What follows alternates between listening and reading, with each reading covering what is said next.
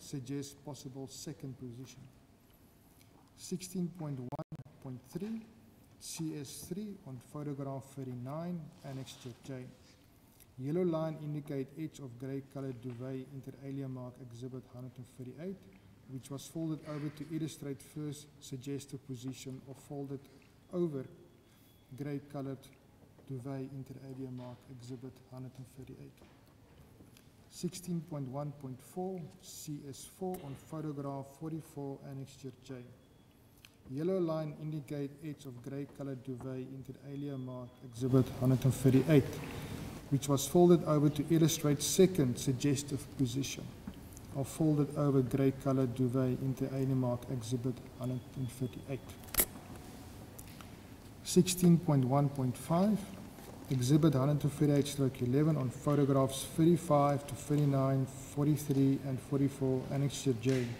Indicate area where spatter bloodstains were identified during the initial examination of the grey colored duvet inter alia marked exhibit 138, paragraph 28.11 of my BPA statement. 16/1/6 exhibit 138/12 on photographs 35 to 39, 43 and 44 of annexure J.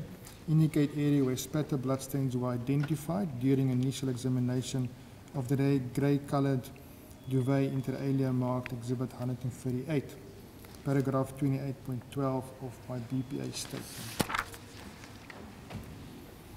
Donor of spatter bloodstains documented at exhibit 138/12, D12-1, D12-2 and D12-3 is Rudy van Breda, as indicated by DNA analyst Lieutenant Colonel Charlene Otto DNA report. 16.1.8, the void as indicated with exhibit B36 on the bed of Henry van Breda suggests the presence of a large object, which was removed after the deposition of spatter bloodstains on Henry van Breda's bed. My BPA statement, paragraph 10.36 refers. 16.1.9, the shape of the void observed and indicated with exhibit B36 on the bed of Henry van Breda display outline, dimensions and characteristics of the grey duvet inter alia marked exhibit 138, my BPA statement, paragraph 10.36.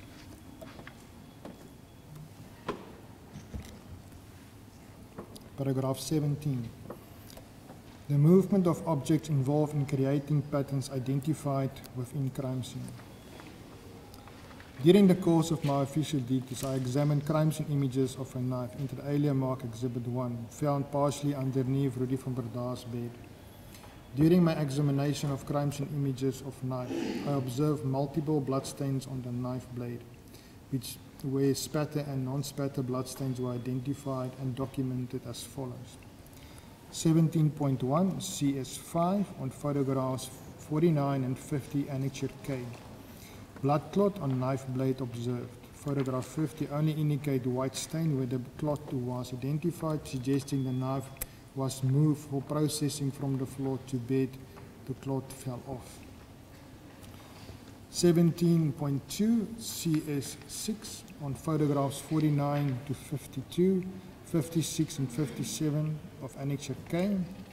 Spatter bloodstains observed on knife blade. Spatter bloodstains described as circular shaped blood drops with no linear orientation.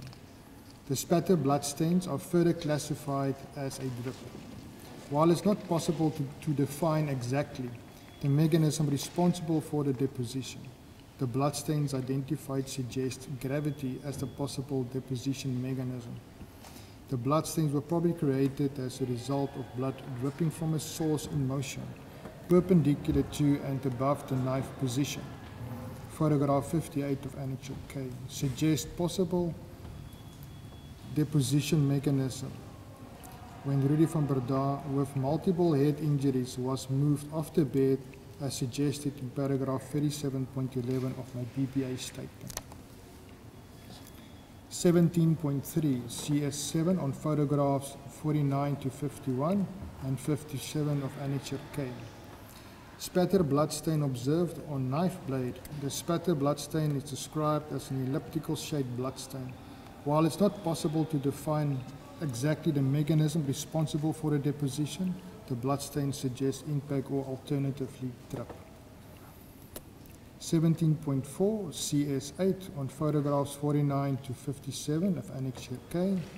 Spatter bloodstains observed on knife blade. The spatter bloodstains are described as circular shaped bloodstains. While it's not possible to define exactly the mechanism responsible for the deposition, the bloodstain suggests impact or alternatively drip, marked with yellow arrows. 17.5 CS9 on photographs 49, 51 to 53 and 55 of Annexure K. Non-spatter bloodstain is observed on knife blade. The non-spatter bloodstain is described as an irregular shaped bloodstain with no recognizable pattern in the bloodstain with a lateral movement within bloodstain. The bloodstain is further classified as a swipe pattern. The bloodstain identified suggests contact as a possible deposition mechanism. See photographs 52 and 53. The bloodstain was probably created as a result of contact between a bloodstained object and the knife blade, resulting in blood being transferred from the object onto the knife blade. Paragraph 17.6. CS10 on photographs 50, 51 and 57 of Annexure K. Non-spatter bloodstain is observed on knife blade. The non-spatter bloodstain is described as a irregular shaped bloodstain with no recognizable pattern in the bloodstain. The bloodstain is further classified as a swipe pattern bloodstain. The bloodstain identified suggests contact as a possible deposition mechanism. See photographs 51 and 57. The most plausible explanation for the creation of the bloodstain observed is that the bloodstained hair or a hair-like object or the carpet covered with blood made contact with the knife blade, resulting in the creation of the swipe pattern. 17.7 CS11 on photographs 59 to 65 of Annexure K. Non-spatter bloodstain is observed on opposite side of knife blade. The non-spatter bloodstain is described as a irregular shaped bloodstain with no recognizable pattern in the bloodstain, with lateral movement visible within bloodstain. Dimensioning of bloodstain visible towards tip of knife blade, which also indicate the direction in which the bloodstain object source moved. The bloodstain is further classified as a swipe pattern. The bloodstain identified suggests contact as the possible deposition mechanism. See photographs 59 to 65. The bloodstain was probably created as a result of contact between a bloodstained object and the knife blade, resulting in blood being transferred from the object onto the knife blade. 17.8. Photographs 62, 63, and 65 of Annexure K indicate length of blood-stained area on both sides of the knife blade. CS11. 17.9. During 18 July 2015 to 19 July 2005, the knife inter alia mark Exhibit 1, mentioned in paragraph 6.1.1.1, was examined in the Evidence Recovery Laboratory Biology Unit, Western Cape. During my examination of the knife, I observed similarities between the knife blade and pattern transfer observed documented on Exhibit 138, as stated in paragraphs 28.9 and 37.34.1.3 of my BPA statement. The similarities were documented as follows. 17.9.1 CS12A on photographs 70 and 71 of Annexure K indicate blade of knife inter alia marked Exhibit 1, which was found partially underneath Rudy van der Daar's bed with measurement. 17.9.2 CS12B on photograph 72 of Annexure K indicate outline, black line obtained from knife blade which was found partially underneath Rudy van Breda's bed, mentioned in paragraph 17.9.1. The outline of knife blade was compared with the pattern transfer, exhibit 138.9, described in my BPA statement, paragraph 28.9, photograph 72 of Annexure K. The pattern transfer at point exhibit 138/9 has similar outline dimensions and characteristics as the knife blade found partially underneath Rudy van Breda's bed. It is further my opinion the knife found partially underneath Rudy van Breda's bed may have created the pattern transfer as indicated at point exhibit 138/9.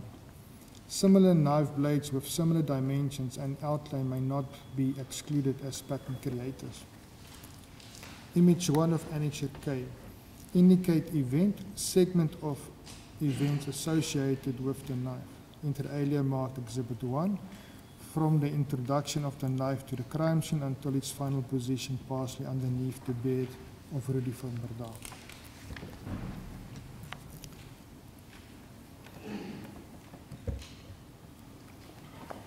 Paragraph 18.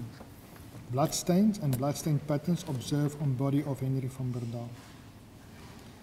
During the course of my official duties, I examined crime scene images taken of Henry van Breda in ambulance before his transportation to hospital. During my examination of crime scene images of Henry van Breda's injuries, I observed multiple bloodstains on upper body and left arm of Henry van Breda, where flow patterns were identified and documented as follows. 18.1 CS13 on photographs 73 to 75 of Annexure L. Flow pattern observed originating from a superficial injury sustained on left chest above his nipple. The flow pattern indicated no deviation within flow pattern and followed the contours of Henry van Breda's chest. The flow pattern suggests Henry van Breda was torso erect when the flow pattern was created, with insignificant movement of upper body before the bloodstain pattern dried. Pooling of excess blood is visible at the bottom of the flow pattern above nipple. The accumulated blood dried and flaked off during movement. 18.2 CS14 on photographs 73 and 76 of Annexure L. Flow pattern observed originating from a superficial injury sustained on left lower arm of Henry van Breda. The flow pattern indicates no deviation within flow pattern and followed the contours of Henry van Breda's left arm. The flow pattern indicates Henry van Breda's left arm was in a similar position as observed on photograph 73 when the flow pattern was created, with insignificant movement of the left arm until bloodstain pattern dried. Paragraph 19. Sequence of multiple blood shedding events associated with the incident based on bloodstain pattern analysis. 19.1 Grey Duvet exhibit 138 collected at the crime scene on bedroom floor. The Grey Duvet inter alia mark exhibit 138 was exposed to spatter events, blood shedding events, while the duvet was on the bed of Henry van Breda.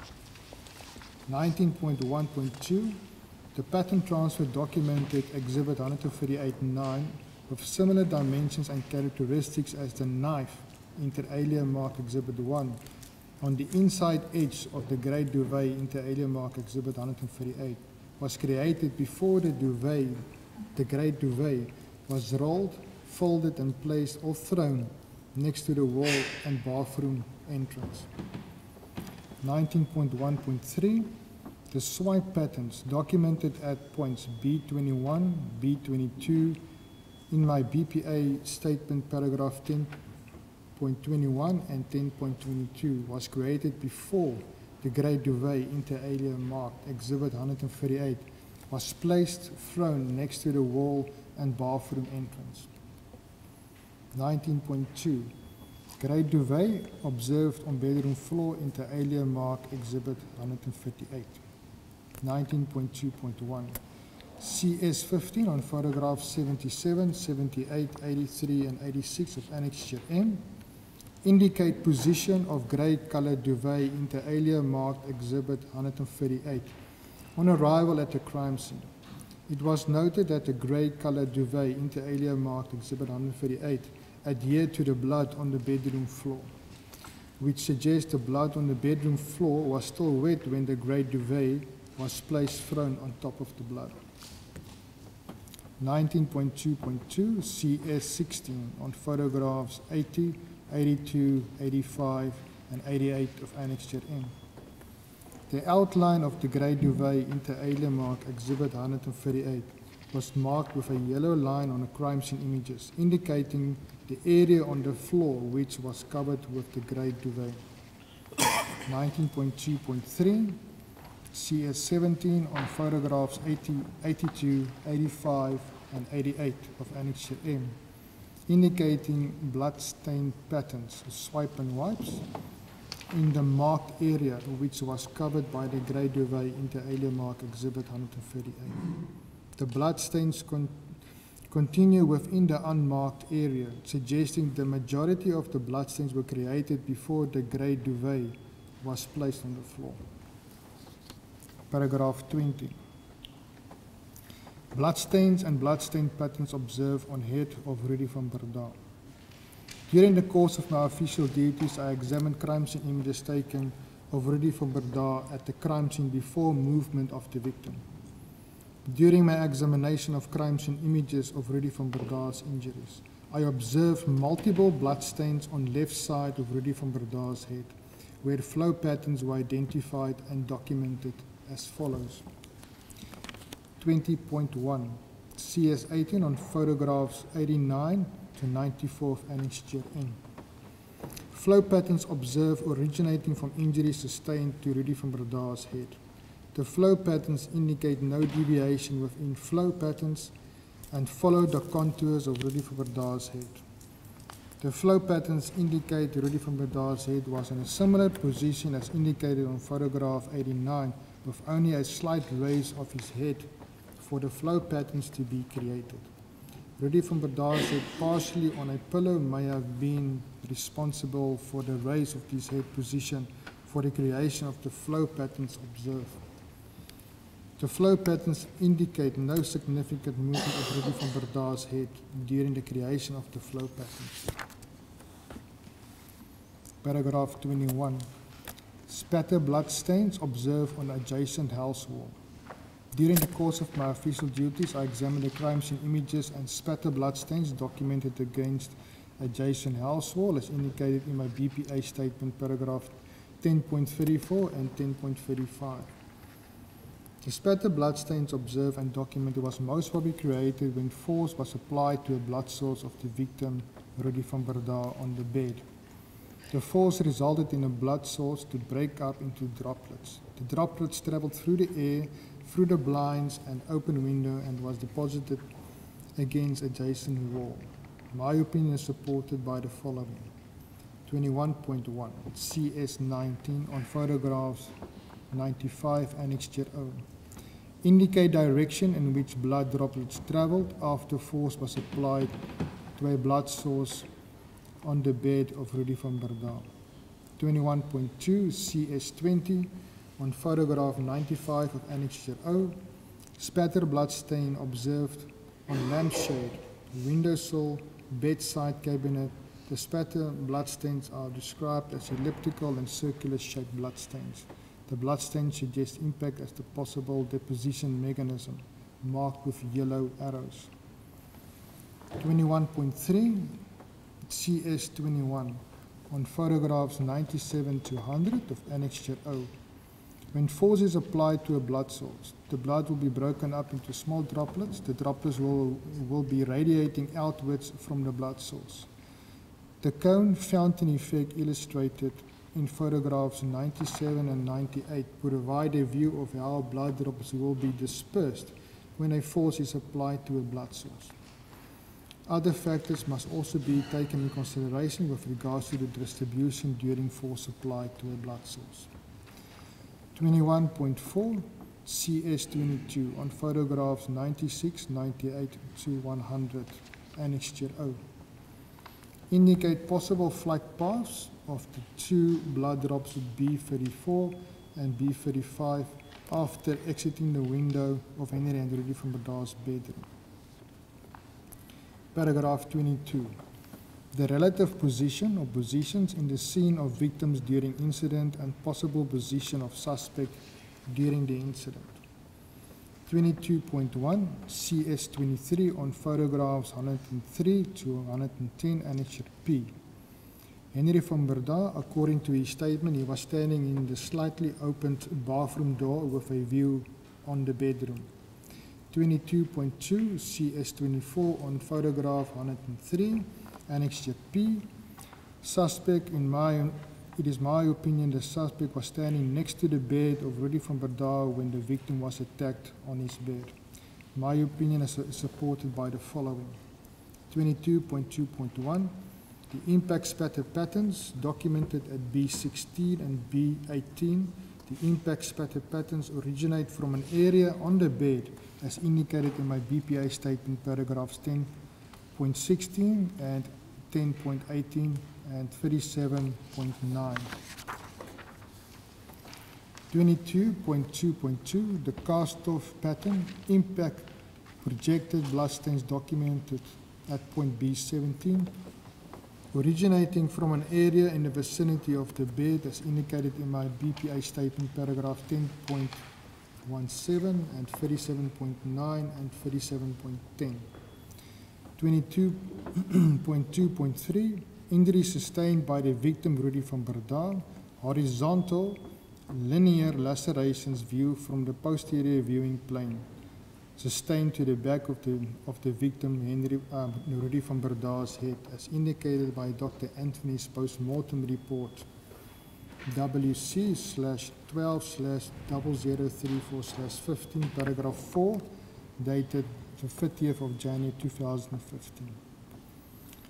22.3 CS25 on photographs 103 to 106, Annexure P. Rudy van Breda, it is my opinion the victim was lying on his stomach with his head facing the adjacent wall when he was attacked by the suspect on his bed. My opinion is supported by the following. 22.3.1, the impact spatter patterns documented at points B16 and B18. The impact spatter patterns originate from an area on the bed as indicated in my BPA statement, paragraphs 10.16 and 10.18 and 37.9. The cast-off pattern, impact and projected bloodstains documented at point B17 originating from an area in the vicinity of the bed as indicated in my BPA statement, paragraphs 10.17, 37.9 and 37.10. 22.3.3, injury sustained by the victim, Rudy van Breda, horizontal linear laceration viewed from the posterior viewing plane, sustained to the back of the victim, Rudy van Breda's head, as indicated by Dr. Anthony's post-mortem report, paragraph 4, dated the 30th of January 2015.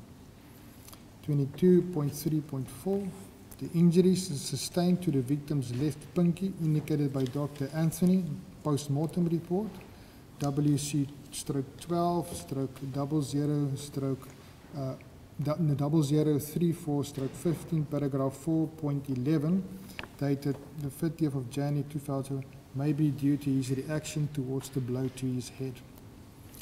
22.3.5, the injury sustained by the victim, Rudy van Breda, suggests the victim was surprised, asleep, or unaware. 22.4, CS26 on photograph 104 to 106 of Annexure P. Martin van Breda, it is my opinion the victim was most probably attending to his son, Rudy van Breda, on the bed when he was attacked by the suspect on Rudy van Breda's bed. My opinion is supported by the following. 22.4.1, the spatter bloodstains C11 documented on grade Duvet, exhibit 139, as indicated in paragraph 8.1.1. 22.4.2, injuries sustained by the victim Martin van Breda, horizontal linear lacerations viewed from the posterior viewing plane sustained to the back of the victim Martin van Breda's head, neck and back, as indicated by Dr. Anthony, post-mortem report WC/12/0033/15, paragraph 4, dated the 30th of January 2015.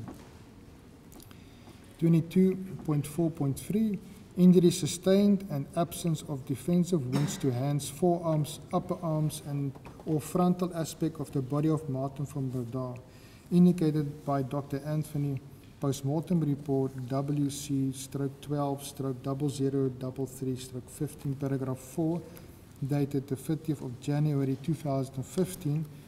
Deduction made from information the victim Martin van Breda did not have time to react to the attack, which indicate further to a surprise attack. 22.4.4, the final position of Martin van Breda suggests the victim entered the bed area from the left near the table area. 22.5, CS27, C28 and C29 on photographs 104 to 106 of Annexure P. Suspect. It is my opinion the suspect was standing in the vicinity of Rudy van Breda's bed when the victim Martin van Breda was attacked on Rudy van Breda's bed. Three possible areas were identified next to Rudy van Breda's bed. My opinion is supported by the following. 22.5.1, the impact spatter patterns documented at points B16 and B18. The impact spatter patterns originate from an area on the bed as indicated in my BPA statement, paragraphs 10.16, 10.18 and 37.9. 22.5.2, the cast of pattern impact projected bloodstains documented at point B17 originating from an area in the vicinity of the bed as indicated in BPA statement, paragraphs 10.17, 37.9 and 37.10. 22.5.3, the spatter bloodstain C11 documented in grade Duvet exhibit 139 as indicated in paragraph 8.1.1. 22.5.4, injuries sustained by the victim Martin van Breda, horizontal linear lacerations viewed from the posterior viewing plane, sustained to the back of the victim Martin van Breda's head, neck and back, as indicated by Drs. Anthony, post-mortem report WC/12/0033/15, paragraph 4, dated the 30th of January 2015. 22.6, CS50 on photographs 107 to 110, Annexure P. Teresa van Breda, it is my opinion the victim, Teresa van Breda, was most probably attacked in the doorway of bedroom of Henry and Rudy van Breda's bedroom. My opinion is supported by the following.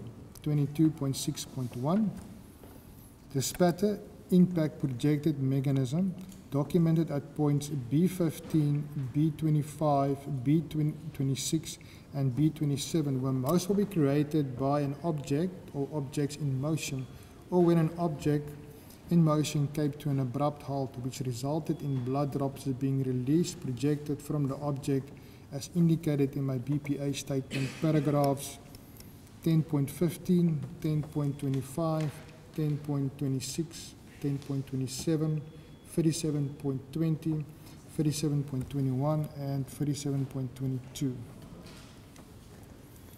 22.6.2, injuries sustained by the victim to Teresa van Breda, vertical linear lacerations viewed from the anterior viewing plane sustained to the right side of the victim Teresa van Breda's head, as indicated by Dr. Anthony's post-mortem report WC/12/0032/15, paragraph 4.2, dated the 30th of January 2015. 22.6.3, the injury mentioned in paragraph 22.6.2 and defensive wound described by Dr. Anthony's post-mortem report Paragraph 4, points 3 and 6, dated the 30th of January 2015, suggests the victim was most probably facing her attacker when injuries were sustained. 22.6.4, the area where the victim was found in a passageway on the first floor in close proximity of the bedroom door and the absence of any blood trail or blood stain patterns in other areas belonging to the victim Teresa van Breda within the crime scene.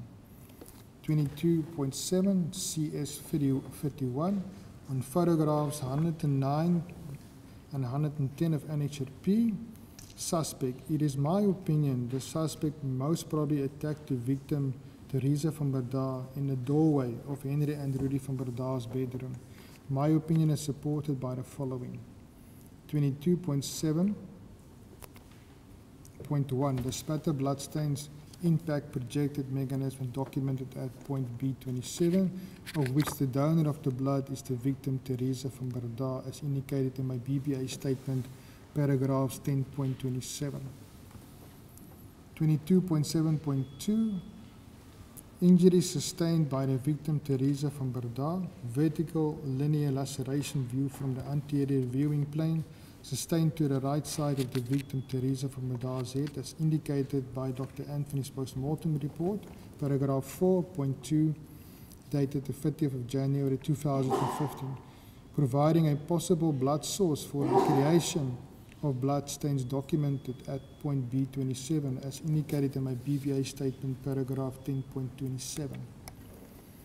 22.7.3, the area where the victim was found in a passageway on the first floor in close proximity of the bedroom door and the absence of any blood trails or blood stain patterns in other areas belonging to the victim Teresa were within the crime scene. 22.8, the victim Marley van Breda, area of sustaining her injuries during the confrontation with the suspect is most likely in the same area as the victim Teresa van Breda. The only bloodstains documented at the crime scene associated with Marley van Breda are documented at points B12, B14 and B30, in close proximity where the victim was found by the SCPS members. 22.9, the victim Marley van Breda sustained one laceration to her left lower arm, which may suggest a defensive position when sustaining the injury. The injury also may suggest the victim had time to react to the suspect's attack. May this be an opportunity time to break for the tea adjournment? The witness is going to go over to an examination of another exhibit now. Court will adjourn for 15 minutes. That's important.